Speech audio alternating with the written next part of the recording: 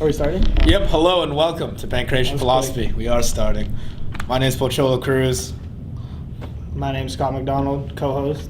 And my name's Vincent Lee. I'm the guest today. Yes, you are the guest today, Vincent. Thanks for joining us. I have no idea where we're going with Vincent It's today. okay. But it's going to be interesting. We'll go somewhere. But anyway, we're glad that you've joined us here, either on YouTube or on SoundCloud. And we appreciate your continued support. Thank you for the support. Yep. Please donate to our Patreon account. We need every nickel and dime. and $20 bill, as Scott can attest I had to. to tape up Yeah. a ripped $20 bill. Yeah. That's how you know I'm broke, struggling The proletariat. struggle is real, but we're rich with ideas. Exactly. Isn't that right, Vincent? I hope so. Hope so. Yeah. I see, like Vincent, very confident. And the in key his is to answers. get paid for your ideas, because otherwise it's just a waste of time. So Then what? Then why? So we're doing really good, aren't we? Yeah. Why are you thinking for your ideas? Great set. We're doing great. All right, so Vincent, so we've been sharing, or people have been sharing their stories of martial arts or how they got into martial arts. So let's start out the question with you. So how did you get started in martial arts? Oh boy, I think it's a long time ago. A long time ago. Yeah, it was a long time ago. I think. it was ages ago. Yeah. Ages and ages ago. Back when the dinosaurs were It all here. started back when. Yeah, I remember in a flash. I remember it was first grade and some kid kicked me in the dick. And after that, I needed to learn how to do katas. All right, Vincent. So No, I think honestly it started. So I think when I was 10 years old, I used to play soccer. you were 10 years old. You played soccer. Yeah, I played Okay. soccer before that, but I was like no good. I was like one of those soccer players in the team, like where all we did was just chase the ball, and that's it. like, Hey, that's the yeah, best of like no soccer. real skill involved, just No. like Yeah. just chase the ball. How old were you though? 10. Yeah, well, I was 10 when I started training martial arts, but before that, I played some. So soccer. Oh, before okay, that, so so you're like prior. first set. Because I was like, if you're 10 years old just chasing the ball around, I was like, I don't want no offense. I was like, were you in like special ed? Fucking, like, What kind of? no, I mean, yeah. Also, who's coaching you? Exactly. All right, guys, just hustle. Yeah. Good hustle out there. some stoner soccer player. He's like, you guys fucking killing it. Aren't you gonna show him anything? He's No. talking to the wrong team. Yeah. Who are you? Oh, he's just a drunk. He's like, Vincent, you're the best. Just down in Jack D's. Okay. Oh man. So you're 10 years old. No, but like I played soccer before that, but it was just like I don't know, like it was just something for fun, and Okay. I wasn't particularly good at it. I just got good at like chasing things around, like running. Okay. Um, And then what started to chase for martial No, arts? so I then? think I think literally like there was just like one summer or something like that where my mom was just like, oh, there's this martial arts school if you want to try that instead, or do you want to do soccer? Okay. And then I just said, oh, I guess I'll try martial arts, and it was like literally that was about it. That was And that was this. Okay. So then you step into martial arts, and Yep. what was that experience like for you then? it was fun. Yeah, so I was a kid and I was doing like kid classes and stuff like that. So What kind of martial arts was it? it was kind of like this weird mix. Weird mix. Wait, Yeah. it was mixed martial arts? What? What? No, but okay. Wow. But when you say Yeah. mix, like what do you mean? Like Like- several styles? Yeah, it was kind of like, so we did a lot of form. We did some form work. We did like some weapon work, and we did sparring and hit bags and mitts and stuff like that. Okay, that is pretty. So what was like your teacher's background, or what was his? Was Yeah. there just a reasoning? For No, it was just kind of like a mixture of things. So like he used to box a little bit, and then I think he trained with some like Thai fighters or something like that at some point. Okay. Well, I don't know like to how long or what Mhm. capacity. And later he started doing Brazilian Jiu-Jitsu, and then later Sambo. So he did Um, have a really mixed. Yeah. No, he it did- was no, dude. It sounded like Yeah. you were training MMA. Yeah. Kind of yes and no. No but, like, ground. No, eventually ground. At first, not really. Okay. Like that. And there were still like forms and weapon work too. What kind of Yeah, fucking yeah. trickery was this guy pulling? I know, right? Was he just reading martial arts for dummies? And he was like, well, that seems like a good idea. You know, well, actually, if I think about it now, because like I think Is this the founder of mixed martial arts? It's Frank Dukes. He's training with Jean Claude. His first fight was in the Kumite. The kid's Kumite. He's Kumite. He's fighting who's the bad guy? In, Tong Po? No, Tong Po's kickboxing. No, Kong Lee or something like that. that Yeah. big ass scary Yeah, Asian yeah, dude yeah. with the Oh, giant yeah, I know- ass. I know what you're The talking guy's about. pecs Yeah, were just like down Yeah, here. he's sparring Isn't it 10-year-old like- Vincent. was his name like Bolo or something like Some that? shit. Yeah, something like that. But okay. Oh! Okay, so you came. Jacked. So all right, so it's a rather. I mean, looking back, you can't quite, get a name or like what the background was. But okay, but how did you, as a kid, like how did you partake in that, or like what was your experience like? Yeah, it was just honestly. I think at first it was just for fun. Like it was just something you did after school.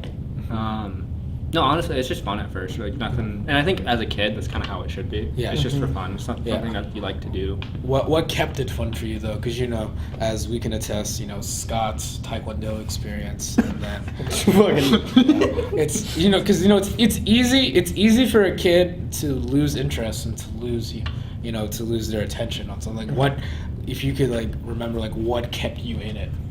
I don't know. Probably just getting new belts. Also the belt. Yeah. So the Probably- like the reward system. Probably stuff like that. I thought the weapons were pretty cool. And when you say weapons, because I'm not familiar with this weapon martial arts, like what does that mean? like handguns, stuff like that. Ninja throwing stuff. So where was this? Yeah. He's like, I was in the mountains of China. Yeah. You were in a fucking Marxist guerrilla group. Yeah. Dope. Can I All right, go guys, back with you? we go over there and we overthrow communism. Vincent's first MMA fight, he pulls out a shotgun. he puts together an AK-47. Yeah. With a blindfold on. Yeah. No, just like what was it, like nunchucks, and then I'm trying to remember something. I think an Arnie sticks, Okay, stuff like that. okay, so like the sticks. like Raphael from Ninja Turtles. Okay, so stuff like the that. pointy dagger things. Yeah, there's just a lot of stuff. Wait, you had the fucking daggers from... They let you guys use daggers? Ninja Turtles? And it's the same guy. Yeah. Wow. I know. Yeah, this is a very varied experience. They weren't sharp, but I mean they were chunks of metal though for sure. So. I'm just imagining like a 10-year-old Vincent with some size. Yeah. And then like, he's like, all right, I Vincent. gotta beat the foot ninjas. He shoots the double with the sides. And then he's up hitting pads with the sides. They're like, hit pads on the mitts. Dude, this takes me back. I forgot about this till now. So like there was like a couple months where I did Iaido also. What's that? Yeah, it's a great question. Oh no. So you know how like there's kendo where it's Okay, Yeah. so wooden sticks. Okay. So Iaido, it's like it's kind of so it's kind of more like form work and stuff like that. But you So use form with the sword? But you use an actual sword. Sharp sword. It can be sharp. The ones that they practice with aren't, but it's an actual blade. Okay. Like that. Yeah. So you're just. But Are you sure you weren't a part of a cult? Yeah. Yeah. I was like, and then we could only date people inside of the school. Yeah. Well, yeah. There was a massive orgy that took place, and it really scarred me. Yeah, Vincent, were you a ninja? Is that Were you in a part of a ninja open ninja love cult? commune? Yeah. What is Well, this? actually, Yeah. guys. Not yet. Yeah. Believe it. Where'd he go? Yeah. But okay, so Yeah. No, but I did so it's Iaido forms? for a couple months also. it's the same school or just No, a different school? Okay, so different place. school. Yeah. But it's funny. Like I remember. So like And how old were you when doing Iaido then? I was not a teenager at the time. I don't think. So Oh, I was wow, so probably- you're So you were a kid, but you weren't still like a 10-year-old full-fledged Vincent. adult. Yeah. Yeah. But you're just playing with a metal Oh, sword. dude. So I actually remember this. So I'd go in the backyard. Yeah. With and the so I'd metal be sword? practicing and stuff like that. Can you imagine? No. You see a young Asian kid with a sword like, God damn it, I knew it. No, I remember. No, the white people are like, oh my fucking god. Black people can't do anything without us calling the cops, but now we got these Asian fucking ninjas. Yeah.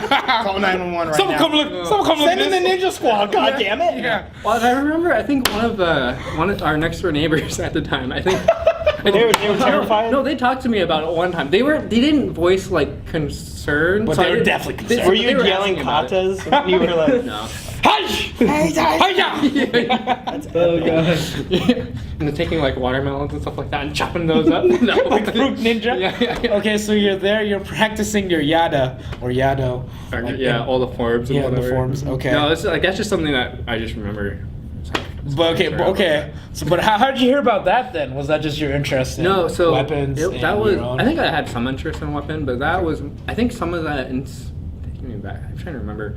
Some of it was so. So both my parents, they're both Buddhist, and so Okay. there's a Buddhist organization that they're a part of. Oh, so is that? And is then that there what- was someone in there that my dad was friends with, Okay. who was one of the senseis at the Iaido school. Oh, okay, so through that connection, Exactly. you're like yeah. And then family so connection. yeah. And then so I did Iaido for a couple months with my dad, because he also was he had never done, but it was Was just he something. okay. No, he had never. He was done just anything like interested that. in it for. I think he was kind of, and looking back, maybe it was just something he was like, oh, this will be fun to do with my kid. Okay, Like, just it might have been. I some don't kind know. of bonding experience. Yeah. Or maybe he just really liked the sword and didn't give a shit about everything. Okay, but nevertheless, you're Yeah. a young kid and But a yeah, metal sword. main point Yeah. is like I was this kid that was just swinging around Swinging a a sword sword in in the the backyard. backyard. Looking Okay. back, probably caused a lot of concern. Yeah, in the neighborhood. Oh, yeah, for No sure. doubt. If I just So real estate agents like, and we have this great location over here. And then- is that a small Asian boy with a metal sword? Yeah, there are ninjas in this neighborhood. It's been going downhill since the Hey, recession. where you going? Hey, where you going? Okay, so all right. So your parents are Buddhist. Yeah, they are. So Is like Zen Buddhism or no, just they do like it's a Japanese type of Buddhism. It's like they do like Nichiren Buddhism. I'm not familiar with that. Yeah, I'm not. It's not very big. I Okay. feel like, but it's actually really interesting in some ways. So the actual organization that I grew up in, stuff like that. the cult, the organization. No, it's interesting because like even though it's a Buddhist organization, but it had like there's like a bunch of there's a bunch of white people in it, black people, Mexican people, Asian, like Japanese people, Chinese people. It has a little bit more Japanese people, I think, just from the background, but it's like it was a very like international group, and it's like I would say very progressive in a lot of good ways. There's like I don't really practice it now. I'm not very interested in like being a part of that so much anymore, or that Okay. organization. I think it's just like I think the big thing is that like there's even if like I think that organization has a lot of positive values and stuff like that. I think for me, it's just sometimes there's certain things that just don't make sense sometimes, and trying to be a part of something that it's hard for me to buy into if it doesn't make Okay, enough so sense. it There's just sound- some restrictedness. Yeah. It's just like there's certain things where it's just like I see what you're saying, but I can't. It doesn't make sense. Well, do they get into kind of like the pseudo, like, it sounds like then it turns into like a religious babble at some point that you may not vibe with that, right? Yeah, I think at a certain point and stuff like that, there's always some of that. Like even like before this podcast started, we were talking about like different religious texts and things like Yeah. that, and how, you know, like at what point do you take the whole thing completely literal, Yeah. or do you start to kind of pick and choose things? Yeah. Like how do you approach that sort of question? Well, it's And a just- dicey subject because it's so rigid. Yeah, exactly. And In a sense. and so it's just it's just there's so much like stuff like that comes up enough for me where I'm just like, you know, it's just I feel like sometimes for me I don't deal with like cognitive dissonance very well and stuff like that, if that makes sense. Yeah. And so it's just like if I start to get a sense of stuff like that, it kind of turns me off a little bit. So it's all got to make sense for you. I think in on a some sense. level, Yeah, on some level, and it's not that like, oh, I have to have all the answers, but it has to make enough sense for me to like want to continue more. if that to makes be sense. part of it. Yeah, exactly. So do you kind of have like then an evidence-based approach to? Actually, that's really interesting. Well, because that's exactly no. what that sounds like. Yeah, no, I think so, I think that's kind of what I lean more towards. Like, I feel like I'm two extremes as far as how people approach life in terms of maybe religion or being non-religious. It's kind of like Maybe just thought patterns. or maybe thought essentially. patterns. Yeah, but like on one level, some people can approach life in a way where they're told something, and then they try to make reality bend to that. if that And that's makes the sense. cognitive dissonance you're talking Yeah, about. exactly, Because yeah. then anything else that comes in close to that, they reject it. Yeah, and like right now we're talking in extremes and stuff like that, and I think most people who are in this. But I mean- but are we? No, but no. But I don't really think it's more extreme. I think it's more of an abstract. We're just looking at it from Yeah. from. But no, I want to stay here though. Uh-oh. I want to plant a flag here real quick because Okay. are we though? Because this is our day and age with massive amounts of information, and I would say in the era of hyperstimulation where someone can bury themselves in their own belief system more than ever before. That's true. Yeah, because it's insulating from there. 'Cause But then it's double-edged sword, right? Because you Yeah. can you have access to more information that could challenge that idea. Yeah. But you also can get You can also get funneled in your own little hole. Yeah, but while yes, there is a double-edged sword, but most people, most people aren't going to cut themselves with the sword. They're going to make themselves stronger. So that's why the hyper insulation of the ideas ends up becoming more prominent. Exactly. In terms of that, because it's like an echo chamber. It becomes, oh, you're saying the same ideas I think. I'll stick with you. From there. Right. So it sounds like what happened with this form of Buddhism and your parents, you just kind of like developed this like inner which is great. Good job. And you're like, Yeah. you were a critical thinker. But like, so how did you think you developed that, or like, Yeah. what age did that start to like click with you? Well, or where it was kind of like, oh, I'm not so sure. Well, I mean, and it doesn't have to just be like Buddhism in general. Like, when did you like start okay. thinking critically? Would you say? And you became kind of a skeptic a little bit. Yeah, I think Are probably. you laughing because a little bit?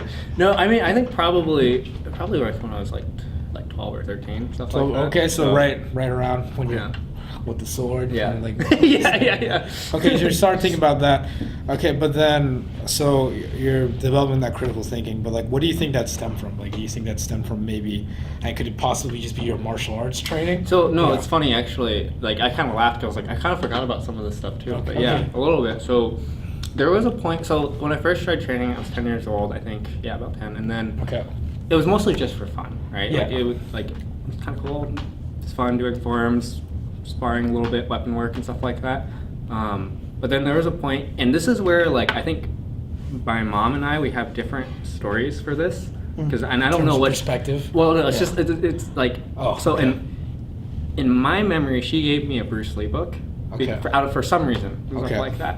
Mm. She probably regrets all of this now. No, it Okay, makes okay, perfect yeah, sense. yeah, though. Go Yeah, ahead. but then Okay. so in my memory, she gave me the book, and but in her memory, I asked for it. You asked for the book. Yeah. Okay. So, but like to this day, like I don't. It's a conflict. Yeah, exactly. But anyway, you got the book. Yeah, exactly. And So I'm like, then- Mom, this is all your fault. Okay, so but what happened though? Like, so what about? No, so it's just like I think like Bruce Lee, he was very much about trying to be effective. Effectiveness is the most important thing as far as martial art. Mhm. And if something's not effective, it's probably like discard it and stuff like that. Just take No what's doubt. useful, and then if it's not useful, discard it. That's literally like verbatim one of his sayings. Yeah. Yeah. So Bruce Lee made a pretty big influence on me. Philosophy major. Yeah. Bruce Lee. Yeah, go ahead, sorry. University of Washington. I'm trying not to Yeah. steamroll you. True. Yeah, Anyway, continue. that's a train, and that's weird. Anyway, go ahead. Go Yeah, but no, Stir- like I steamroll. became like a really big Bruce Lee fan.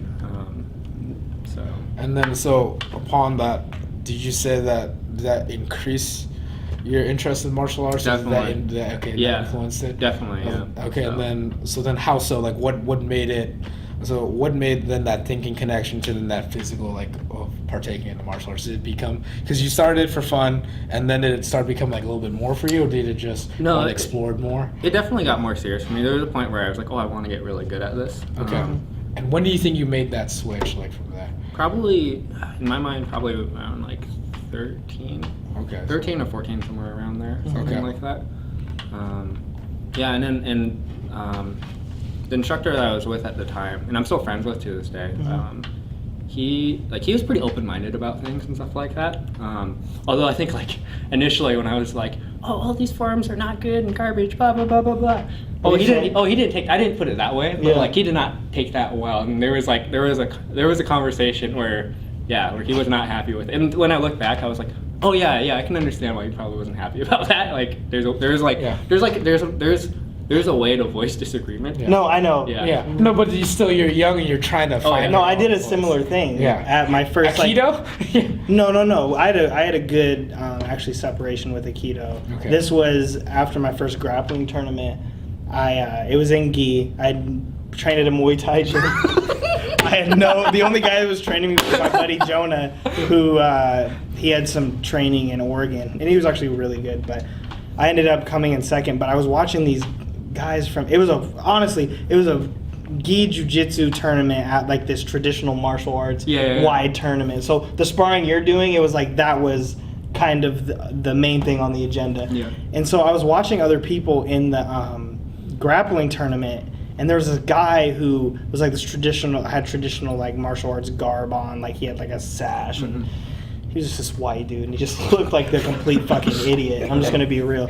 And the coach, because I had been coached by someone who had, he was younger than me, he was 16. I was like 18, 19, but Jonah, my main training partner, had way more experience than anybody. Even trained since he's 13, MMA, and he was sick, so he knew basic submissions. And I was watching this guy coach his fucking students, Yeah. and he like was giving the worst advice. Like one of his guys got like a guillotine. It was in pretty deep, Yeah. and he jumps right, and he's holding it, and he's like, let it go, like right away. Let it go and go for the triangle. And then the guy is stuck under the guy on top. And then I like walked over to him and I was like, I gotta be honest, man, you don't know what you're talking about. And he looked at me and like it was this weird tension. It was like he wanted to fight me. He's like, he's like, that's disrespectful. Yeah. He's like, you know how long I've been doing this? And I was like, no, it doesn't look like you've been doing it very long. So I was like, no, I had that kind of arrogance about me too, because I was discovering the art. And it can be perceived as arrogance, but it's also just given like your kind of growth as a critical thinker. You're challenging things. And what are you supposed to do? Bruce Lee kind of set that out there. Bruce wasn't the most respectful with some of those things. He was saying this is ineffective. Especially with old ideologies. Old ideologies. Yeah. And they were hating him for that. Yeah. He was very hated for that. Yeah. They wanted to kill him, bro. No, because he was also showing what? He was showing foreigners the old arts, too. And he showed them the death touch. No, I'm joking. He showed them the death touch. And then later, they used the death touch on him. He didn't die of a brain aneurysm. It was death touch. The old bastards got him. But okay.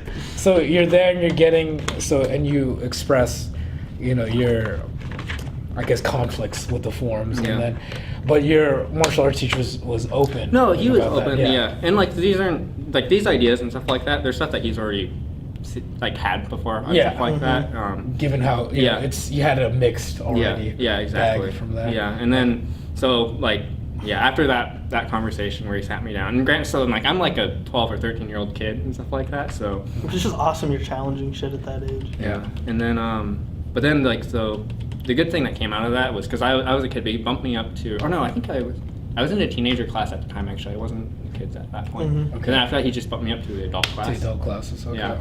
So which was great, and then I got beat up by the adults. Humbled a little bit. Yeah. So a little bit, but it was good. So. Yeah.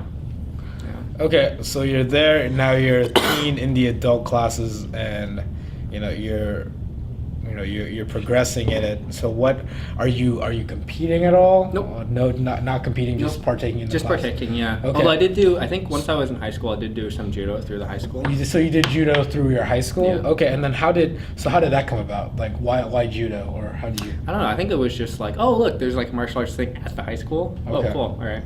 So. Okay, and so your high school had its own judo program. Yeah. Okay. It's actually interesting. The high school judo program in the Kent School District, I want to say, is like the first in the U.S.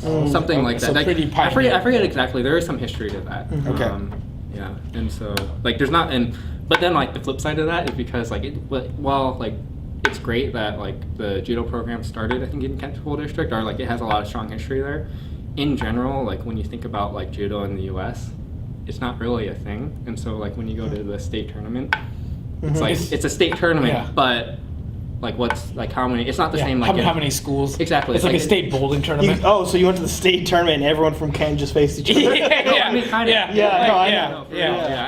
And it's not to be like, state tournament's worthless. Like, no, that's not the case. It's just that's the level of the sport in the US. It was just a small. Yeah, it's just small town. Yeah, whereas like, so it's like if like, cause I think our school won state every single year or something like that. Yeah. Winner again. Yeah, but Kent. But then it's Kent going against Kent.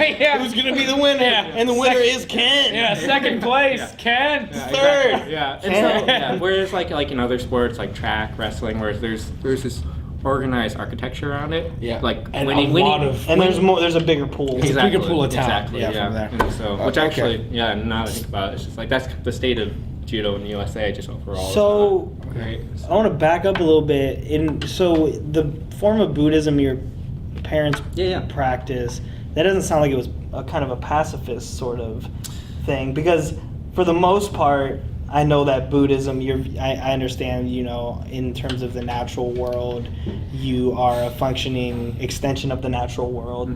In most cases, that's kind of what you're taught, and it's not just a corny, you're one with the universe. There's a lot of intellectual, spiritual things behind that. You are a product of this universe. You are a product of this like cosmic explosion. But at the same time, I don't know too many Buddhists that are like full on, like, and maybe I'm wrong, but like engage full on swords, full on with swords, and then like doing judo and engaging in a somewhat confrontational, aggressive sport. So did your parents push you in that direction, or was it ever frowned upon, or was it just kind of like it was pretty flexible for you? I think it was good. So I think it was fine until like I started like watching a lot of MMA fights and stuff like that. Ah. And then like I know my dad wasn't happy about that. Okay, but But so okay. And that's where I was trying to get at, So actually. why though? So when did you start watching MMA, and also why did he, say Yeah. he was- I almost want to. I don't want to interject because I want you to say, but it's Okay. almost like anybody who sees MMA and Yeah. has never seen it before, it looks fucking awful. Well, It especially does. Especially like, old school. Yeah, especially because MMA. like right now, like what is it? It's 2018. Yeah, and stuff like 2018. that. Yeah. So this was probably back in like 2004, 2005. Oh, so it's like Ultimate Fighters. So it's, yeah, so it's Griffin and Bonner. So it's not the dark ages of MMA, but it's like maybe a generation or two past that. Yeah, so. but it's still it's like a generation to remove from the dark Yeah. age. Still So the when they show medieval time. so when they show highlights, it's gonna be of the dark Yeah. age. Like Gary Goodrich like elbowing, boom, boom, Fucking boom, sumo wrestlers Yeah, getting a head kicked by yeah. Keith Agnew. yeah, or just hit him right in the groin. What was the Yeah. one guy's name? Howard. What's that dude's Oh, Harold Howard. If you're not coming on, Yeah. we have a scene with from. If you're not coming on, then come come on. on. I was like, man, these guys are really fucking wild. Yeah, just mullet, wife beater, like gi pants. That was the era of Matt Hume. Yeah. Oh man. Said Matt was a total badass, way ahead of his time. But Yeah, so exactly. okay, so you watch MMA. Yeah, no, the funny story, like what actually, because I had never heard of like of MMA. So okay, how did you? For quite a Yeah. So while. how'd you hear about it? No, my freshman year. It's funny, I remember this. My freshman year of doing judo. So I'm a Okay, freshman at high school, So first year you're high school. like what? I joined the 14, judo 15? team. Yeah. Yeah, something like that. And so at the time, so I went to Kent Ridge High School, Okay. and there was another school in our school district called Kent Meridian. Okay. And so what what we would do is I don't know why this was the case, but we would practice together. Mm-hmm. So Kent Meridian would come over to our high school, and we just all practice We'll together. practice judo. Okay. And there was a senior on the Kent Meridian team who had Okay. wrestled a lot, and he wanted to do mixed martial arts. His Do you name, remember his name? Oh, sorry. I do remember his name. I'll say his first name. It was Joey. But do you remember his last name? I do. What's the last name? Shalom. That sounds familiar. Do you actually know her? Yeah, that sounds familiar. Okay. Yeah. Was he at my weight? 135, 145? I don't remember. He was a little bigger than me. Okay. But he wasn't like clearly outside. Like he was bigger than me, but not by a huge amount. So Mhm. Okay. yeah, I mean it's probably Yeah. because he's from Kent Meridian, so down south a little bit more and stuff Mhm. like that. So yeah, it's probably you guys bumped past that at a certain point. Probably, yeah. But yeah, so Joey Shellum. No, I remember talking with him. Okay. And I don't know why. Like I don't know why. But somehow it somehow entered we the conversation. Yeah, we entered the conversation. Okay. And then he And was it like, changed his life forever. yeah, and he's like, yeah, I want to do mixed martial arts, blah blah blah. And I was like, oh, what's mixed martial arts? And he's Ah. just like, He's like, oh, let me tell you. yeah. You get in a fucking cage and you go ape shit. That's really. Yeah. No, that's probably what high school. It's like, you want to smoke this weed? Yeah. Got Oh, it. that's good. You want to try this ecstasy? Oh, you want to take a hit of this meth? Yeah. Really? And that was the gateway. And that was the Vincent. gateway. Yeah. Martial arts gateway. Okay, Yeah. So he tells you, and then No, you just look it up on your own? and then I went to like Blockbuster or Hollywood Video. dating yourself. shit. Oh, damn. Yeah, well, I went to one of them, and then I checked out like UFC 1. And UFC 1, No, damn. seriously. Damn, so you're at son. Blockbuster. You go back into the Like, back yeah, area. yeah, or yeah. The special, Oh, also- special yeah, interest. yeah. Special There's all interest. Yeah. special interest. Oh, you There's here all for sorts porn? of No, I want to see softcore. Yeah. There's sort of softcore porn and like hentai. I know you're into Asian kid. No, actually, I want no, this. Yeah. Whatever, perv. Yeah. UFC. Yeah. You'll be back. You'll be back. It's some crusty old fat guy just eating the popcorn butter. It's like the comic book guy from The Simpsons. Oh, hello. Oh, you. Yeah. So you got- All right, so you're there. You get like a VHS of like UFC 1. Was there static? Yeah. Was there static? Did you have to adjust the static? Yeah. No, I'm pretty sure it was DVD. Or track. Okay, so it's a DVD. Yeah, no. Okay, so it's a DVD. And I just of remember UFC watching it. 1. Oh, but you know what? Before that, I vividly remember. Okay. So I went on YouTube first. Okay. YouTube was. Oh man, early Yeah. YouTube, Early 2004. Yeah, when Shut up, Ender. There's some weird shit on there. Yeah. too. No, but I remember, so, like, because Joey had talked to me about, like, the Gracies and stuff like that. So I'm like, oh, the Gracies, okay. And I want to say like I ended up finding like one of Henzo's old fights. It might have been Henzo or it might have been. So one of the old. Yeah, places. and I just remember like. Was it on a hardwood floor or something, or was No, it in a this cage? was in a ring. This was one like a Valley in ring. Tudo. Yeah, Okay. this was Valley Tudo style, I think. And I just remember seeing like one of. I'm assuming it was Henzo. Like somehow he ended up like in that snap down position. Yeah. But there's guys just and I just remember. Just kneed the guy in the head, and I was like, wow, that's so brutal. That looks horrible, or something like that. And I remember having that visceral. I had that visceral reaction. Like, oh, geez. And you had that's never so seen brutal. anything like that before. No, I never seen anything quite like that. Okay. And so, and then later checked out the UFCs, and I was like, wow, this is amazing. Well, This is amazing. Yeah, because then you just kind of, because then you see the art behind it. Well, and I think too, it's like I think it's for me now, it's hard to like remember what martial arts was kind of like. Yeah. Back then. and stuff Back like that. for you then, but it was. Yeah. But you were to say like visceral. Like, could you maybe like capture like what was like, what about it caused such like an emotion from you, or like that kind of response? It's fucking primal, dude. Yeah, Yeah. someone just got kneed in the Yeah, just face. Yeah, no. Boom! It's like, Oh! it's like the first time you look at porn. No, I mean, like, on some level, it's, what I mean by that is, It's like the first exposure, though. Yeah. it's this visceral, like, human reaction, Yeah. just because of how primitive it is. Yeah. And so, because it's just like, I'd never seen anything quite like that before. It's just Okay. like, holy. So you didn't watch, like, you didn't watch ghetto fights like I did. Or bum fights. Bum fights. I watched a whole lot of bum fights, and I was like, if I can get paid to fight bums, Hell yeah! then God is my witness. Even though he's not there, I'm gonna find a way. But you know who are there? Bums. Yeah. You need to knock out. I told him that when I came to AMC, I was like, is there any way I can fight a disadvantaged person who's disadvantaged economically? Just get them in the cage and just go hard. He's like, you need to leave. I was like, or do I need to stay? No. They have a saying where I come from. If you're not coming on, then come on. You remember that guy? I want to be him. That guy. No, but it is. Yeah. It.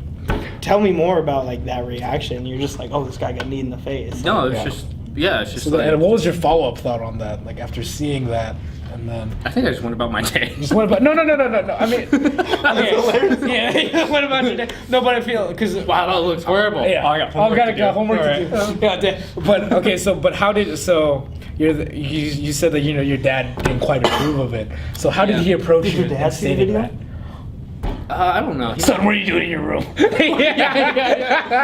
like Why are your lotion. There's pants like off? lotion over here. Why are your pants off? It's just literally because your hands are like dry, and then you're like, he's like, oh, I gotta have the talk. He's like, well, Vincent, you know, and then you're looking at some guy getting kneed in the face, and he's like, what the fuck, Kind of sick. We got a problem. dude? Oh, but anyway, yeah. So Vincent, man. so what was that like conversation like? Or what was his? I don't know if there ever was really much of a conversation. What did he say then? Yeah. I don't remember exactly. Just did not really approve, like wasting your time. stuff Wasting like your that. time. Okay. Yeah. I mean, and that's a rational thing for a No, father that's to think. true. Like, Yeah. I mean, it's like, hey, Vince, or you're like, hey, Dad, I want to get in another cage and put some Spanx on and knee another man in the face, and then maybe grab his limbs and get him to tap on the ground. The father's like, what are you I gonna was do like, what the fuck you doing with your life? Yeah. Yeah. You know, and then there's sometimes I wonder, like in the future, like when I have kids or when everyone, you know, stuff like that, like what is going to be that thing that I'm just like, that's fucking stupid, and stuff like that, and then ends up actually being something kind of cool. Yeah. No, like what is? Cause Yeah, that's going to happen at some No, point. I know. Yeah, that's true, and I know, but it is hard, and I can see, what Scott's saying from a parent's perspective. Yeah. Like, yeah, why would you want your child? You know what my dad said to me when I told him I wanted to do kickboxing? What'd your dad He just say? looked at me. He's like, "You will lose." I was like, "What do you mean?" He's like, "You get bloody noses all the time. They'll stop it because you get a bloody nose." And then that was when I knew that I had to fight to prove my father wrong. Right? I'll show you, Dad. I'll show you. I'll show you. And it was weird. In the middle of the fights, I was calling the guy Dad every time. I was like, "You believe me now, Dad?" And the guy was like, "Oh shit, Yeah. this guy's got some issues." Yeah. No, but I remember. No, I know the same thing. Like my parents not approving of the whole fighting. I mean, what parent really is? But like, can you blame? Yeah. I don't blame parents? them. I don't. I think blame it's always them like at in all. hindsight. Like now, Yeah. me being older and stuff Yeah. like that. When I look back, I can be like, yeah, I can. Like even now, knowing like how people train now is a lot smarter and everything like that. I think like if I It's had still dangerous. Yeah, like if I had a kid or close friend or girlfriend, something like that was training, that's great. But as soon as they say I want to fight, even for me, I'm kind of like, oh shit, I don't know. Yeah, because it's not for everyone. Like I don't know. Like what's your view on that, Scott? Well, I don't know, man. I just Yeah. I think you guys know my thoughts. Yeah. It's like Yeah. I get it, I did it, I understand it. I think it teaches you a lot about yourself. Yeah. But there's something about how I look at it now This is all where I'm good. just like, that is fucking stupid. I Yeah. think that. Yeah. Like, when I watched Robbie Lawler versus Rory McDonald. Oh yeah. Yeah. I was just like, this is literally so animalistic and grotesque. And for, fighting for a paycheck and then fighting for some... I look at it like this, and this is maybe a little bit depressing, but I don't care. It's philosophy. At the end of the day, in the course of history, as history develops, I mean, we may not be here that much longer. Climate change is a reality. But what I'm saying is, they're not going to remember. Yeah. The collective human memory is going to go all the way back and go, on this day, Yep. Robbie Lawler and Rory McDonald fought in a cage. Yep. It'll be a passing memory. Yep. It's not that significant Yeah. at all to me, and how I look at those things now. And just I think the trauma that fighters endure too. So, having dealt, we talked on our last podcast about this with a fighter who, Joel Ridzak, who took a significant amount of damage, and he literally said this during the podcast. He said, "I might have Alzheimer's because of this. I might struggle with that." Yeah. That's the reality of this sport, and I don't care how you package it. I don't care how smart you train, because training's different than fighting. Once you get in there, and there's guys who are doing it now, like you two included, and Potrello's got a fight coming up, that you just have to throw that to the side. Yeah. And I get that, and I support that, because you can't do it any other way. Yeah, you can't keep it at the forefront of your mind. You definitely cannot. But you also know that you have to be aware of it. Sometimes some people just throw it in the wayside and then like, oh shit, now the damage is already. Yeah. And here's the other thing, dude. I feel like we fight from it's a healthy thing, but some of us fight from a place of trauma that we just don't acknowledge. No, Yeah. it's Well, true. to be honest, so, and I think this has come up before in this podcast series, but like I feel like everyone who's at the gym and stuff like that, or anyone who really gets into combat sports or martial arts, they're not the most put together people on some level. Maybe through doing combat sports and stuff like that, they leave much better for that. But when they come in, not so. No, I don't think they're not always the most together. Or we're put together in a different way. That's the Yeah. way I see it too. Right, and maybe Yeah. martial arts, like if it was just the classes and then the sparring every once in a while, that could give you some like order in your life. But when you make a decision, and my friend is he's a guidance counselor. He's got his graduate and Guys counts for like school. yeah, but I think he actually has a higher level degree in psychology too. I forget what it is, but he's Okay. fascinated with combat sports athletes. Okay. Because he's like, Scott, think about this, dude. He's like, you got inside of a cage, Yeah. and you fought another man. Yeah. And I'm like, can't you say it another way? He's like, I can't. Because that's what you did. No, and that's the thing, and then also like what we said on the last episode, that's very that thought is like very far and away what most people would not do, so most people like can't think of, and it's because we're I guess unique in this sense because we're three people who have done that, from there, and it's easy for us to talk to each other because we all come from different pathways, different circumstances, but we still all took that same step towards that. So it's interesting, like you're saying, like I'm sure your friend would be fascinated, like, okay, what causes somebody to want to, put themselves in that danger? It creates a subculture too. It creates a subculture, and it actually creates a class when you get paid for it. And I don't think anyone's called it this, but it's literally, I call it like the gladiator class. That's what it is. that's You're a paid interesting. professional fighter engaging in combat for monetary gain. You're a part of a certain class structure now. That's a very interesting space to occupy in our society when we really step back and look at it. Because what they're trying to do is, with the UFC right now, is they're trying to legitimize it like they have done with the NBA and NFL. Yeah. Look, you can't do Yeah. that.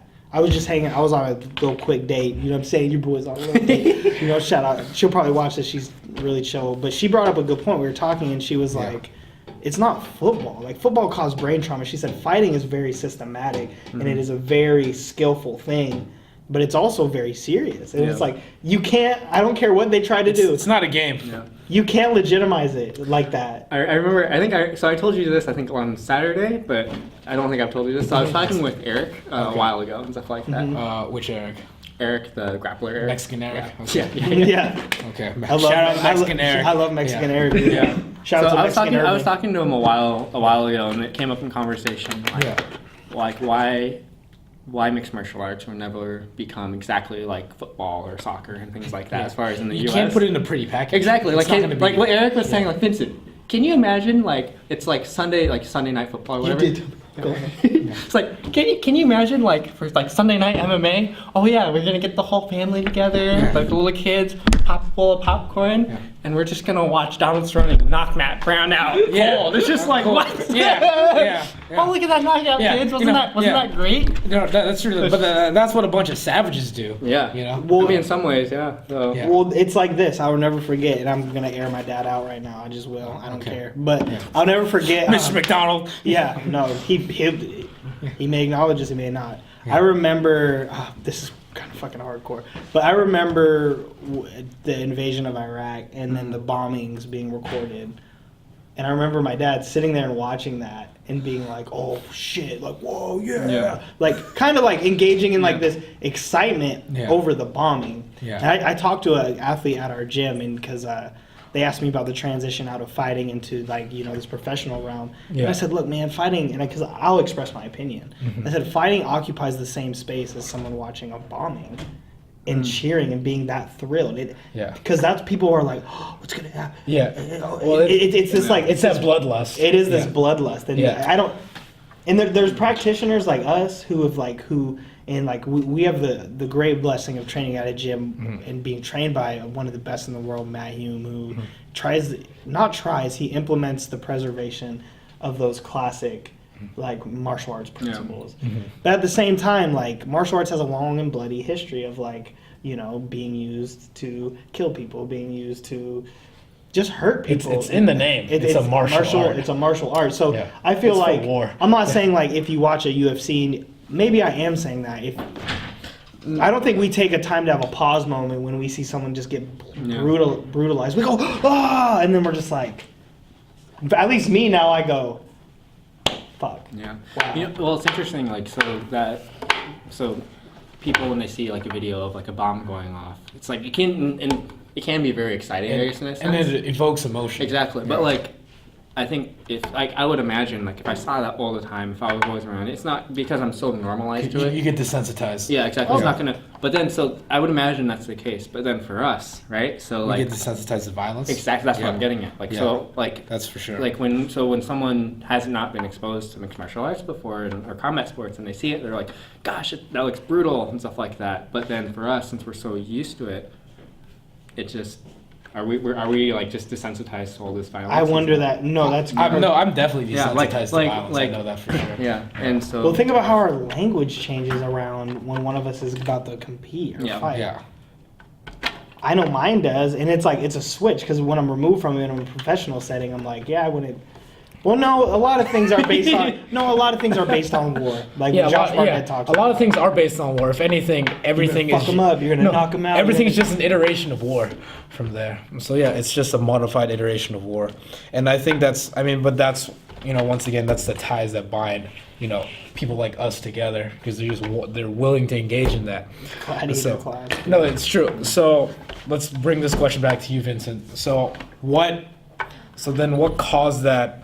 When you're 10 years old, you're learning this for fun, and then you got into Bruce Lee, you became more engrossed in martial arts, you're doing, judo at school. So how did you end up wanting to compete? Like what was that need or what was that decision I think for you? Just wanting to be good. Wanting to be good? Yeah. So Okay. Wanting to be good. I think for me, like and maybe I don't know, maybe when I was like 13, 14, I really did just want to beat people up. But I don't think that's for me, not necessarily. I think it's more about just achieving like some high level of proficiency at something. I also think though, but why does someone strive to get good at something? I think on some level, and I think as people progress in anything, it kind of changes. But like I think maybe initially it's because you feel like you're not very good at anything, or there's like this gap in your ego or something like that, where you want to test yourself and prove yourself in a way. Yeah. And I think for me, like martial arts was definitely a part of that, and it's always just been, I think, something that I've always just been interested in trying to get better at. So. Well, you really do get immediate feedback. Yes. Yeah. Yep. That's what I mean. That's either yeah, negative to or put positive yeah. reinforcement Yeah. immediately. Yeah. Okay. And I think that's one thing I like about it a lot. It's just you figure out if this is gonna work or not pretty quick. So, or if you have to do something and you like this a lot, it's working, and then someone throws something else in that starts to shut that down, and you either throw what you did away or you have to pivot and make adjustments for it. So what would you have? Was that your intention when you started because you wanted to be good at it? Yeah, I think so. So, Looking back, just examining that. And you did Yeah. fight? I fought one time in MMA. This was like when I was 21. When you're 21. Okay, so How'd that go? Not well. no, but like, yeah, let's. I've talked about this before. Okay, but let's let's backtrack. So how did you find out about that fight, or like how did you find out that there was a fighting opportunity, and then No, what I made just you I just talked to my coach at the time about it. coach at the time yeah. about it? Okay. So and he had somehow he knew some of the people at Rumble on the Ridge, Snoqualmie Casino. That's where you fought. That's dude? where I fought. That was your Rumble. first fight. Was Rumble on the Yep. Ridge? Jesus Christ. Yep, they had an outdoor show. So Oh shit. Yeah. And this is like summertime or something. yeah, it was summertime. Okay. Yeah, I think August 27th. I think. Okay.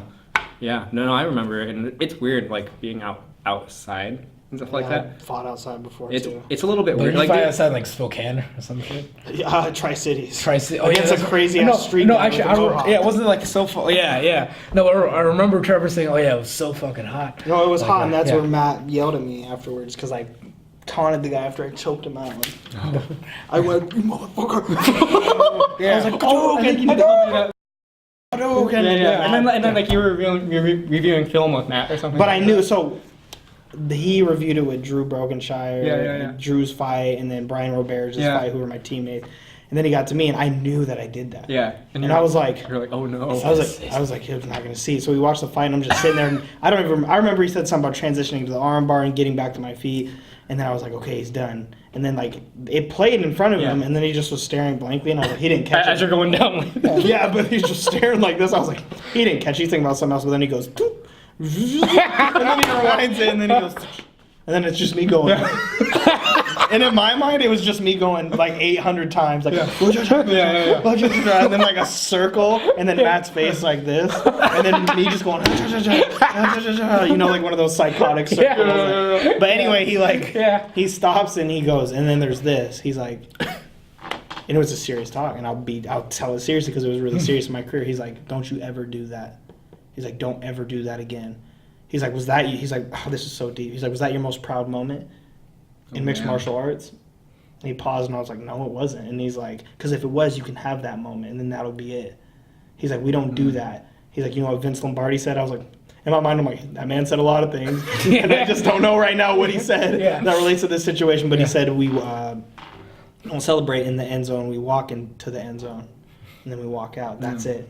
And I was just fucking shaking because of just how powerful it was, and because of how I still hold. It's like working with Matt, that he has that prestige because of how he deserves all that respect because of what he's done, and he's a great person. And, but like when he's coaching you, it's a different type of pressure you feel because it's like, shit, I want to do good in his eyes because of all the great techniques that I'm privileged to partake in. So I just was sitting there shaking, and then he goes, good job. And then he walks out, but I'm just like, existential crisis. You're still there, like, just fucking still in the little room. But yeah, no, it was that was my fight outside. But led to a different story. But you fought outside at Rumble in the Ridge. And it's just weird. Like, and there's just like small things about fighting outside that it's just weird. You like the breeze and stuff like that. The breeze. It's just, it's not anything like horrible. It's just weird. And like, I remember, I think some of the canvas was a little bit hot because there was sun out, but they put a tarp at the very top to try to shade it out, but like it doesn't catch all of it, stuff like that. Some spots are real hot. Okay. No, I fought on Rumble on the Ridge, and I got TKO'd, which sucked, but was it on the ground? It ended on the ground. It started on the feet. It's actually funny because my memory of the fight is different than what actually happened. Okay. And I remember having, not an argument, but I remember the very next day, I talked to one of my friends, Gabe, who's now at AMC. Shout out to Gabe. Hey, Gabe. But no, I know you. Yeah. I know you, Gabe. Yeah. I'll meet you, Gabe. No, I just remember, like, I was talking to him the next day, and he's like, yeah, man, you know, how you, like, oh, that sucks, blah, blah, blah. Yeah, you got dropped twice. And I was like, no, it was only once. He's like, I'm pretty sure it was twice. And I was like, I'm pretty sure it was only once. stuff like that. And then, but then I look back at the film, and what had happened was, because in my mind, from what I remember, and it's funny too. Like I was really stressed out before that, and I remember just like literally, like my vision and stuff like that was closing. Like all I could see was the guy, like everything just tunneled in. Where all I could see was basically his face, and that was about it. I couldn't really see much else. 'Cause I think just so much like fight or flight going on. Yeah. And then I remember like he kicked me in the body, so I just kicked him right back. And then after that, we exchanged a little bit, and then I remember we clinched. And then next thing you know, like I'm on top of him, and I have no memory of how that happened. And then so I'm like, oh, I guess. And then so I start trying to punch him a little bit, and then eventually he kicks me off. And then once it's back on the feet, like basically, he just started to punch at me and stuff like that. He got me on the cage, and I think I circled out, and he hit me with, I think, a hook or something like that. And then I went down, and then the ref just called it right there. But what actually happened was, I think he when we had clinched up after that clinch exchange, he actually dropped me at that point. So I fell on my butt. I stood up and just shot in, took him down. Really You got ugly. the takedown. I got the You got the takedown, takedown. and that's how I ended up on top of him. But in my mind, But you forgot. Like, I had zero memory of that. I just remember. You were like, man, I must be the best wrestler. yeah. God damn, I willed this thing. You know what the funny thing is though, like I remember, like, cause I was so stressed out about that fight for a lot of different reasons. But one thing, What were you stressed out? Before you go there, Yeah. can you describe what you were stressed about? Like, what was that like? there was a lot, dude. It felt like I think I put a lot of pressure on myself, a lot of unneeded pressure. And even like my coach at the time, I think he even was kind of like, you don't need to put that much pressure on yourself. Like why? But that's just how I was. And so like I just remember, it's funny because I was in college at the time, and I remember I was like in that autumn I was going to be moving into a house with all my friends, and I should be excited about this, and I genuinely was. But but I just remember just feeling while I was preparing for the fight, like I could not be excited about anything past that date. Like even if I sat and thought for So about you're just super focused on it? yeah, and even if I sat and thought about something that was supposed to happen past that date, I couldn't focus on it for like more than 5 minutes. It was really hard to. So you're just hyper focused on it? Yeah. Okay. Yeah, and then That's really gripping. yeah, gripping's a good word. Well, did you ever struggle with any sense of like anxiety or anything like prior to that? Had you ever confronted that throughout your life? I think so, because I'd competed in like judo tournaments and stuff like that before. This is the first thing I competed with in that involved striking. Okay. So in that regard, like yes, but I think because for me, it's like so much of my identity was like tied to this, and in some identity tied to what you do, I think is good, but like there's like a point where it becomes unhealthy. And I know, like when I look back, I know like the result of that meant so much to me that it just put this ridiculous amount of pressure on that was just not great. So Yeah, I don't know. Like, and I'm glad to be back at AMC because I've seen a lot of guys go through like their first and second, and that always seemed for the first. I don't know what it is that seems to be the case. Yep.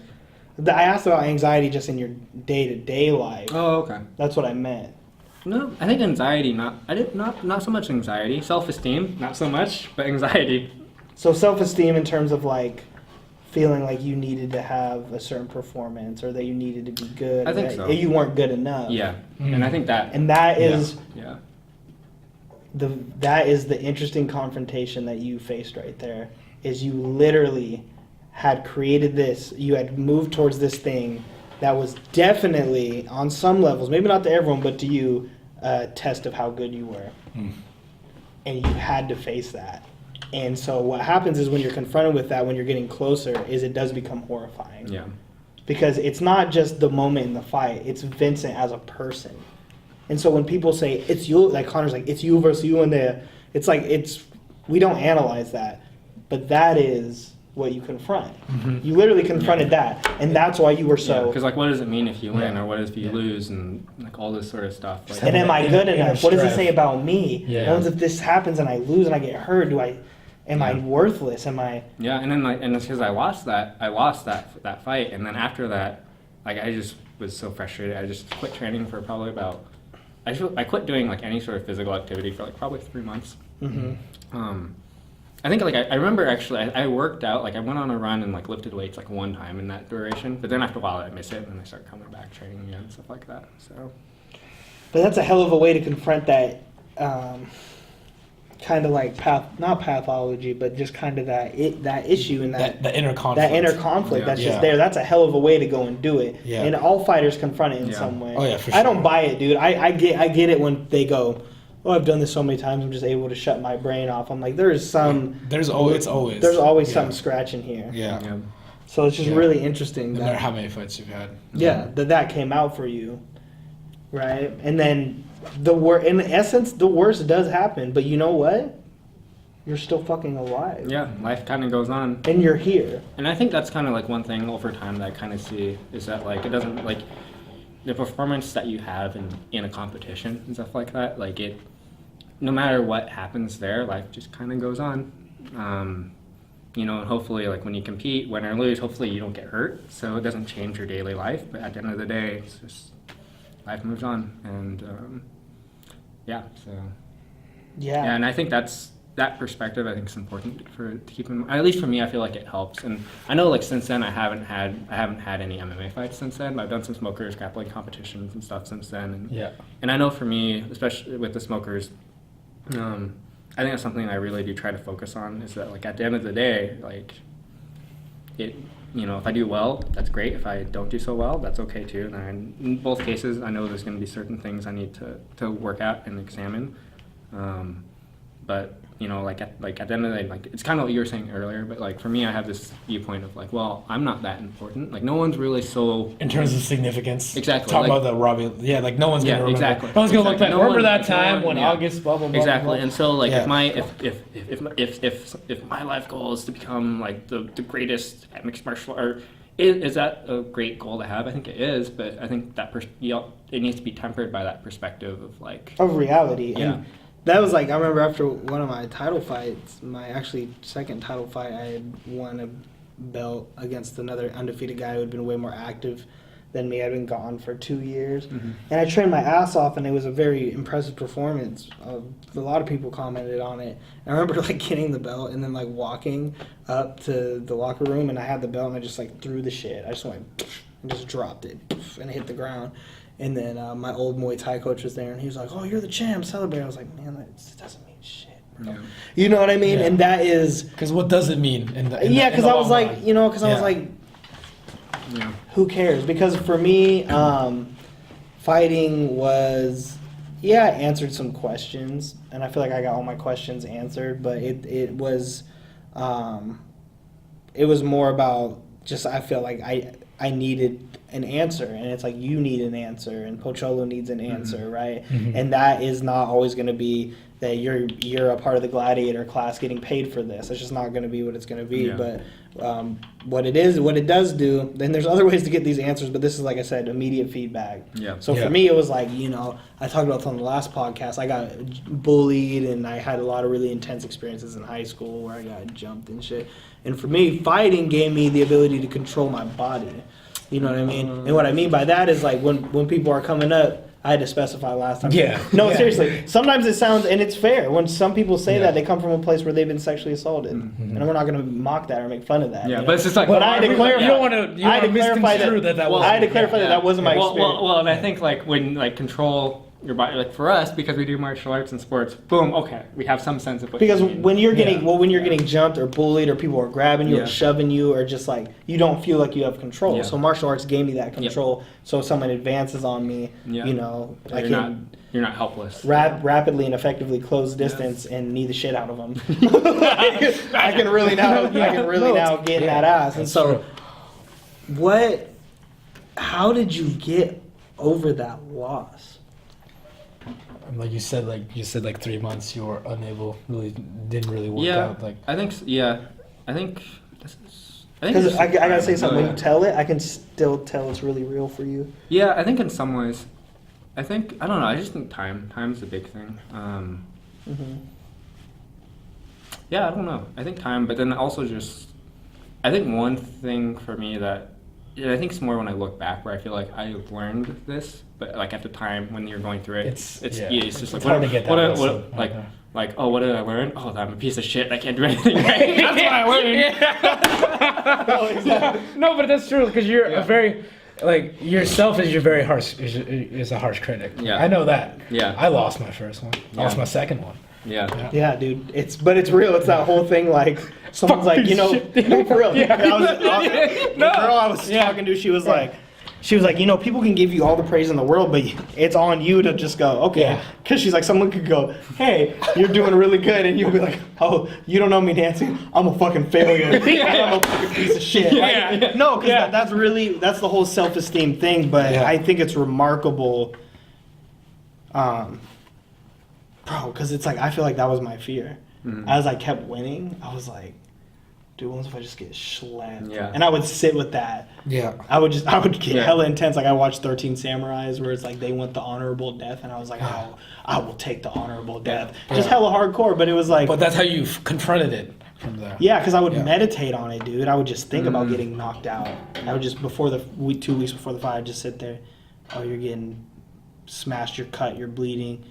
You look out, you see your family. Oh, you're just getting your ass whooped right now, and I would just like accept that shit. It's like so when you would go out and fight, like it was something that you didn't have. Like you're like I've already dealt with that in a sense. Like obviously it's different than really dealing with it, but in some ways you've already dealt with that. Yeah, I visualized it because I didn't want to run from it. I wanted to just go, you know, this is what could end up happening. Yeah. But so you got over it. You got back to working out, and then you said you just couldn't stay away from it. Yeah, it's just something I like doing. I think just because I've done martial arts on some level for a long time. But I think one thing that I did learn from that, and I think just in general, I think being at AMC has been a good part of this. But like, I think shifting, like, what is it that you're focused on? Like, are you focused on results or are you focused on process? And I feel like that's like a common theme in general. Yeah. But like if what is driving someone is strictly the result, it's gonna work until they don't get the result, and then they're gonna have a problem. Yeah. And they might get over that problem, or they might not. But they're gonna run into something that that maybe it's not the most healthy thing to be running into. Yeah. But if you're someone that's more interested in the process, and for me the way that I think about it now is kind of like, well, what, like when I go to the gym or like when I'm like what really makes me better. It's focusing kind of more on the learning, less on like the result. Like obviously, like if I learn something, I want to implement it. Like the overhand right now is something I've been looking at. Yeah, you mean overhand you hit me with it 3 times. Earlier today. Yeah. I learned a lot about it too. I was like, oh shit, that thing's coming. Thanks for the help on the overhand, Scott. Yeah. So. I need to stop helping people because they start beating my ass. Anyway, Vincent. So it's just like, well, what, you know, it's like, what's gonna help me is like, is throwing my ego around gonna help me? Not really. No. Like that. And what's just focusing on learning and focusing on improving a little and understanding. And this is sometimes where I run into trouble still, but like understanding that it takes time, even if you're doing the right things. Yeah. So that's real. No. yeah, and just not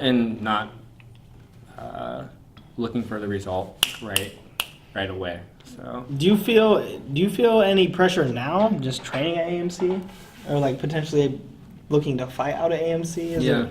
As an AMC fighter, or I think in some ways yes, but in some ways no, because like, so I think yes in the sense of like, oh, I want to represent well, you know, and you know, I do believe in the things that are being taught there, and so I want to prove in some ways that it's worthwhile and it's working. Well, I like that because it's like you want to prove the system. For real, and it's actually funny. Like this is talk about later. But there's something about like prove the system or whatever. But no, like I want to be able to perform well, and so in that sense, yeah, I guess there is some pressure. But also too, it's just like at the end of the day, it's a team sport, but it's an individual sport too. And it's just, you know, it's like. At the end of the day, it's like I'm the one that has to go out there and perform. And stuff like that, and so it's just like, and I have all these people supporting me. And the thing I like about at the gym, because people see you on the day-to-day and they've been there on some level, either actually fighting or at least being in a gym, supporting, helping, training, and they're a part of that process. If like I go out and I don't do well, so actually like my first smoker did not do very well when I look back, and that's okay and stuff like that. But so like I know that like Pacholo and like all the other guys in the gym, it's just like there's not really like harsh judgment. There's like maybe technical critique, which is always good, but like there's no judgment of character or things like this. It's just, hey, been there before. It is what it is. Just focus on getting better. So, so in that regard, like I don't really feel pressure in that sense. So like your view of competition has changed. I think so. Yeah, it's just competition is just a way to figure out kind of where you're at and implementing like what the things you've been working on under a pressure situation. I think for me that's something that something for me. It's funny. I've had an interesting relationship with competition and how I approach it mentally. Like how so? So like in my amateur fight, like it was very intense. Well, dude, I just want to say I was like Jesus for Rumble at the Range, because that is there's high level amateur shows here in Washington. There just is, where it's like you're probably going to confront somebody that's good. That was Brian Johnson's, right? Yeah. You don't get a whole lot of sandbagging in Brian Johnson's. At least he tries not to. Yeah. And the Axe. Yeah. Right? And then Rumble on the Ridge, which, we don't go to Rumble on the Ridge anymore. That's another story. But those are the big ones. Yeah. So, like, when you said that was your debut, I was like... Well, dude, and I remember, actually, funny, I forgot about this. The guy that I was supposed to fight, he was also, I think, going to make his debut. But he got staph on his face. Oh, shit. Yeah. And then, so I was like, fuck. Hey, your opponent got stabbed in his face. No, sorry, staff. Oh, staff. Yeah. Oh, I was like stabbed. Yeah, no, staff. Well, that's gross. No. Yeah. So he got staph on his face, so he couldn't. And then so it was either like don't take a fight and wait, or take a fight and decided to take one. So I got an opponent that actually had experience too. What was his record? I don't remember at the time. So I think he had a winning record, and then at the time, now I don't think so. I don't remember what his record was at the time. Well, like look back, he's like 10-0. No, No, it wasn't quite like that. It was like 2-0. Some guy named John Lineker. Yeah. You fought Lineker? I thought this guy, his name was Demetrius Johnson. It was really weird. Yeah. Yeah. I could have sworn he was in the WEC, but Oh no, not Demetrius Johnson. My name is Demeter Johansson. You know what's so funny? So like the first smoker that I did, I just remember like the guy that I went with, really nice guy, because he could have beat the crap out of me if he wanted to, but it was work, and it was actually work. Yeah. I just remember looking at him and I was like, why does that guy look like Giorgio Petrosian? I'm like, this is horrible. Yeah. Hello, my name's George. Isn't it funny how we do that? We like look at our opponent and we're like, oh, and that's why the imagination has to get under control. Because I did that all the time. I'll be like, oh, what if this motherfucker's just an undercover Golden Gloves boxer and I don't know, and he just starts fucking me up. And it's like, I have no evidence to... But your mind's just moving so fast at that point. You know what's funny? I remember, I think James talked to me about that sort of thing that always comes up. And the way that he looks at it, or what he told me, was Shout out that to like James, man. Like the reason why like we do that is because on some level anyways it's because that's what we strive for and stuff like that. We strive for like that top level of skill. Yeah. And so when we get an opponent, it's almost like we put that skill on them because that's what we strive for on some way. You expect them to be That's the a really best. interesting analysis. All I did was I was like, I just don't want this to fuck me up. It wasn't nothing like that. I was like, this dude's about to whip my ass. That's very real. Yeah.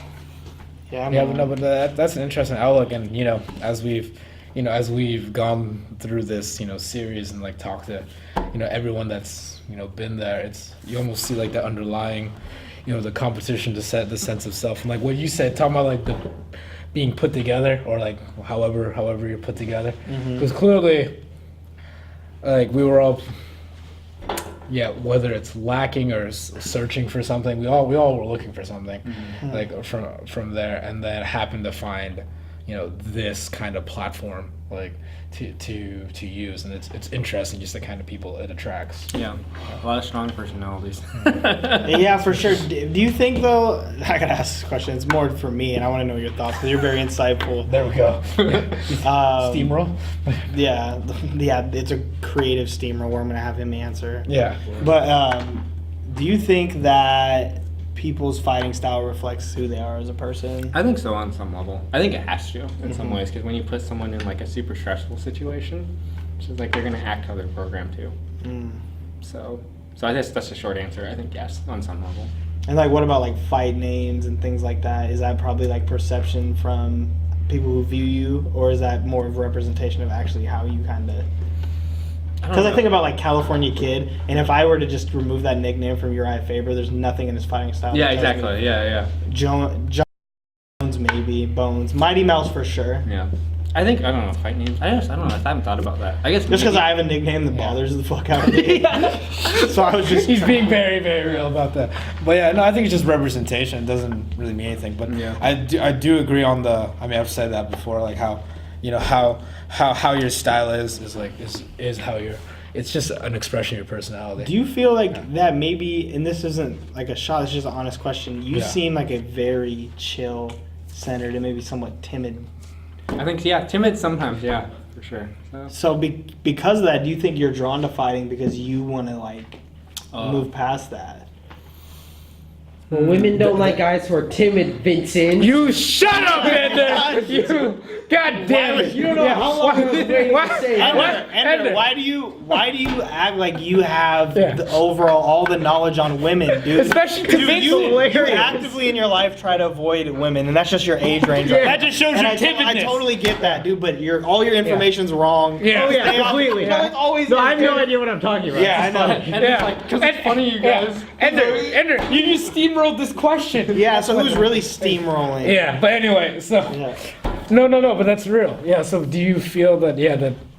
Yeah, it's almost like talking about the inner conflict. You just trying to, in essence, like trying to confront that or trying to, take out the timidness. I don't know. Maybe. I think maybe like I guess maybe on some level like because definitely like confidence is something. Yeah. Hey guys, the building's closed now. Okay. No, it is. Yes. Okay. Have to Alright. get you to exit like in the next 10 minutes before the lights go down. Okay. Okay. Thank you. You have 10 minutes. It's 10. We literally have 10 minutes left, so answer that question. Yeah, man. Vincent. Yeah. Like getting over. I think definitely. Maybe on some level. I think. I don't know. Just getting more confidence. I don't know. So. Yeah. That's a bad answer to the question, maybe, but. No, I don't think so. It's like you're trying to figure it out. I feel like for me definitely because I was a very shy kid. Mm-hmm. I remember that, and I know I was scared of talking, and I was just like, I mean, I was definitely like missing. I was like, I would say, I just remember, I don't know, thinking of myself like as a coward. Like Oh, you know what? and That's I wanted interesting. to change Okay. that. So you know Yeah. what? So maybe like now, not so Yeah. much, but definitely when I was younger, yes. I can definitely say for sure when I was younger, yes. Because I couldn't. I just remember like I always felt like I couldn't use my words to like necessarily influence situations because I was always shy, and I think like I just remember this is funny. Like I just remember being in like kindergarten, Yeah. and I swear they put me in like an ESL class or something like that. I don't know. Bro, I've something. been there. I got put into They put me something. in the ESL class when I moved In here. high school, they Yeah. tried to put me in the portable. I resisted that motherfucker. You won't put me out there. Tell me why all the. Never What I mind, do? What I do? Yeah. all my friends were in there anyway, so. Yeah. It worked out. So. Yeah. But no, I think that fighting is really like to me, it's the existentialist journey. And when you study like existentialists like Jean-Paul Sartre always talks about like you create yourself. Yeah. So you put yourself in situations to create this person. So if you felt like you were a coward and you had that feeling existentially where you're just like, and you're feeling like you're misshapen in this like world where everyone's just kind of the same, they do the same things, they have all these understandings of social cues, Yeah.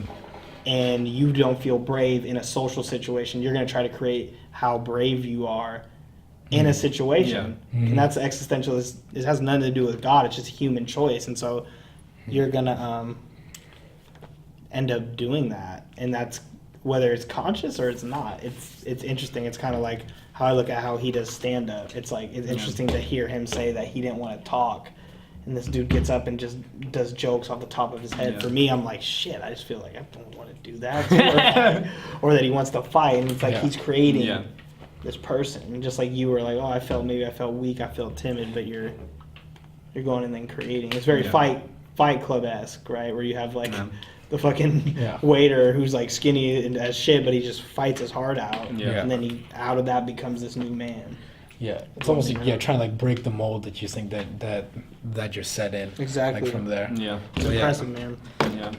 Well, we got to get out of here before security Yeah. comes in arrest Ender. Nothing can stop Pankration philosophy. Yeah, Except the dude. security, apparently. Except so- security. Yeah, except. All right, guys. Thank you. Yes. Thanks, All right. Vincent. Yep. Yeah. Stopping Thank the you. press. Isn't there fights going on right now? Yeah, there's.